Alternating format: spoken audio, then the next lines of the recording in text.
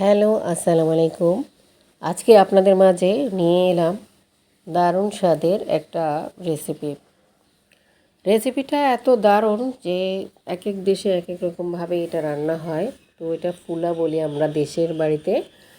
আর ফুলা থেকে ফুল ভিতরের একটা অংশ সেটা ফেলে দিয়েছি, এটা আপনাদের দেখিয়ে দিয়েছি। এরপর এগুলোকে ভালো মতো চামড়া চুলে তারপরে এটাকে কেটে টুকরো করে নিয়েছি। এগুলোকে ভালো মতো ধুয়ে নেব। আর এই পর্যায়ে চুলাতে একটা হাঁড়ি বসিয়ে দিয়েছি বড় সাইজের, যেহেতু এগুলো এখন প্রথম অবস্থায় অনেক বেশি থাকে। আর এখানে আমি চিংড়ি মাছ ধুয়ে তারপরে নিয়েছে এছাড়া দুটো বড় সাইজের পেঁয়াজ কুচি করে নিয়েছি। আমি বেশি কুচি করি না, অনেকে অনেক কুচানো করে পেঁয়াজকে কাটে। আমি কাটতে মানে ওরকম কুচাই পেঁয়াজটা কাটি না। এখানে হলুদের গুঁড়া দিচ্ছি আর মরিচের গুঁড়া দিচ্ছি। এখানে 1 চামচের থেকে বেশি বেশি করে দিচ্ছি। আর একটু পানি দিয়ে একটু কষিয়ে নেব। লবণও দিয়েছি যাতে চিংড়ি মাছের ভিতরে লবণটা ঢোকে। এরপর আমি এখানে আদা রসুন পেঁয়াজ বাটা, জিরা বাটা, গোলমরিচ বাটা, তারপর দারচিনি এলাচি তেজপাতা এগুলো আমি বাটা দিই। তো এগুলো সব কিছু বেটে একসাথে আমি ফ্রিজিং করে রাখি। তো এগুলো এখানের মধ্যে 1.5 টেবিল চামচ দিয়ে দিয়েছি। এরপর ভালো মতো কষিয়ে নেব, একটা স্মেল বের হওয়া পর্যন্ত আমি এটাকে কষাবো। তো কষাতে কষাতে এক পর্যায়ে মানে তরকারিটা দিয়ে দেবো এখানে। এটা কচুর ফুলা বলে, কচুর ফুলাটা এখানে দিয়ে দিয়েছি।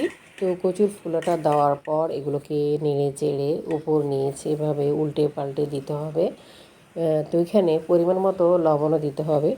তো তারপরেই কিন্তু লবণটা দেওয়ার পর কিন্তু এগুলো সব মানে যে কোনো সবজি আপনি লবণ দেওয়ার পর দেখবেন একটু মানে হয়ে আসে, এটা মানে কি বলা যায়, এটা একটু চিবিয়ে চিবিয়ে আসে আর কি, এটা মজে আসে আমাদের দেশে বলে। তো এখানে অল্প অল্প পানি দিয়ে এটাকে কষাবো, বারবার এরকম অল্প অল্প পানি দিয়ে কষাবো যাতে করে গলায় না ধরে। যত কষাবেন তত কিন্তু এই কচুটা গলায় ধরবে না। আর এখানে 7-8টা গোটা কাঁচামরিচ দিয়ে দিতে হবে, ঝালের জন্য না, ভালো একটা স্মেল আসবে আর খেতেও ভালো লাগবে। যাদের ভাত দিয়ে কাঁচামরিচ একটু মানে খেতে ইচ্ছে করে তারাও সেটা ভাতের সাথে নিতে পারবে। এই তো এরপর শাশুড়ির একটা টিপস আছে যে কচুকে ভালো মতো পিটে দে। তো পিটে দিলে কিন্তু কচুটা একদম মানে এরকম ভর্তা ভর্তা টাইপসের হয়ে যাবে। এরপর এখানে হাঁসের ডিম বা মুরগির ডিম দিতে হবে।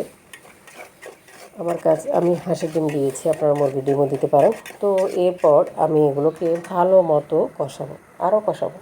তো কষাতে কষাতে এক পর্যায়ে এটাতে ধনিয়া পাতা কুচি দিতে হবে। ধনিয়া পাতা কুচি দেওয়ার পর এরপর আবারও পানি দিয়েছি। পানি দিয়ে তারপর এটা শুকিয়ে আসা পর্যন্ত অপেক্ষা করছি। এর ফাঁকে কিন্তু সর্বশেষ এটা নামানোর আগে লেবুর রস দিতে হবে। এক এক এক পিস না 2 পিস লেবুর রস এখানে দিয়ে তারপর এটা নামিয়ে ফেলবো। খুব ফ্লেভার আসছিল। লেবুটা ছিল এলাচি লেবু না থাকলেও অন্য লেবু দিয়েও করা যাবে। এই তো দেখেন নামানোর পর তো আর লোভ সামলাতে পারছিলাম না, ভাত দিয়ে খেতে ইচ্ছে করছিল। আপনাদেরও খেতে ইচ্ছে করবে, এভাবে ট্রাই করে দেখবেন, খুব মজা লাগে। সবাই ভালো থাকবেন।